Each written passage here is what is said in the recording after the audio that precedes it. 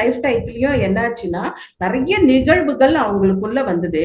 இந்த நிகழ்வுகள்லாம் வரதுக்கு முக்கியமான காரணம் என்னன்னாக்கா அவங்களோட செயல்கள், எண்ணங்கள், அது மூலியமா நடக்கக்கூடிய எதிர்வினைகள். இது எப்படி நம்மளோட மறுபிறப்பு செயல்முறைய தூண்டி விடுறது. மறுபிறப்புங்கிறது பிரபஞ்ச விதிப்படி காரண காரியத்தோட ஒரு பிறப்பு தான் நம்ம எல்லாருக்குமே இருக்கு.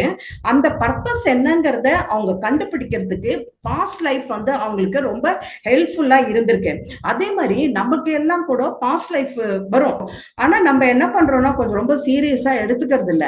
அது உள்ள போய் அதோட தாற்பயம் என்ன, இது ஏன் எனக்கு தெரிவிக்கப்பட்டது, இது மூலியமா நான் தெரிந்து கொண்ட என்ன, எனக்கு இந்த எக்ஸ்பீரியன்ஸ் வச்சு என்னோட ஃபியூச்சர் லைஃப நான் எப்படி அமைச்சுக்கணும், எதையெல்லாம் நம்ம எடுத்துக்கணும், எதெல்லாம் நம்ம எடுத்துக்க கூடாது, இத மாதிரியான நாலேஜ் நம்ம எடுக்கிறதுக்கு இந்த தீனா மிரியம் எழுதின இந்த புக் ரொம்ப ஹெல்ப்ஃபுல்லா இருக்கு.